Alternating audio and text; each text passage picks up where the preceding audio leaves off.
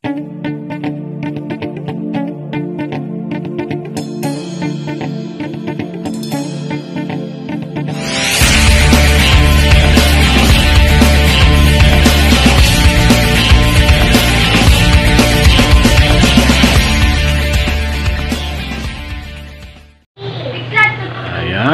ko lang tong binigay ng sa nating kapitbahay dito na dito sa may tapat. Umalis na kasi sila, si paring Jerome. Ayan, binigay nila tong screen niya, oh. Talagang sukat na sukat dito sa aming bintana. Ang ganda siya, oh. Anuhan talaga to niya ng pinaggagastusan. Naka-screen na po tayo. So hindi na tayo basta-basta mapasok ng lamok. Pwede na lang kung open yung pinto. Ayan. Ayan, ito pa dito sa may lababo. Dito naman medyo mahaba siya ng konti sa Ayan ang nangyayari, oh. Hindi ko na lang binawasan ko lang dito sa bandang gilid, oh. Yan.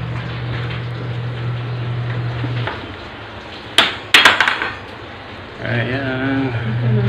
Hindi na makapasok kasi dito madalas dito yung daga, dito na daan yung daga, Pag dito sa lababo may mga daga dito, tapos naakyat dito, lulusot dyan. Open kasi ito yung bintana natin. Tapos dito sa CR, yan, dito saktong-sakto rin, sukat na sukat. Yan, hindi na makapasok yan ang lamok. Ayan. So dito naman sa may pinto, sa may likod, nagproblema ako paano ko siya salpak kasi umano siya dito, sumasabit dyan sa may dun sa namin, sa kisame.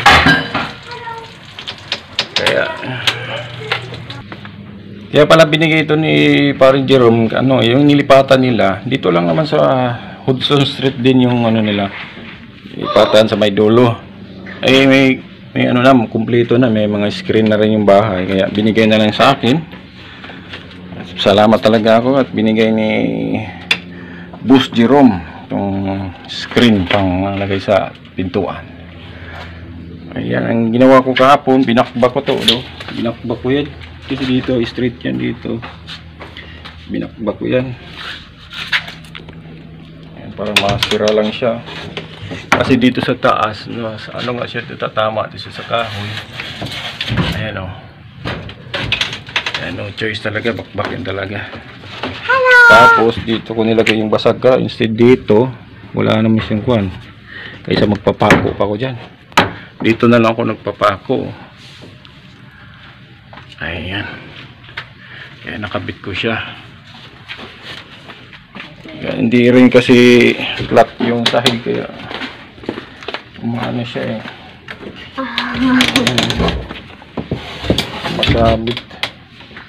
Ang ganda talaga, mayroon din dito nakalagay din umano siya dito, gumagalaw. Malagyan na lang dito. Alright, ito po yung nakakaano na rin to sa lamok. Hindi na rin makapasok ang lamok yan.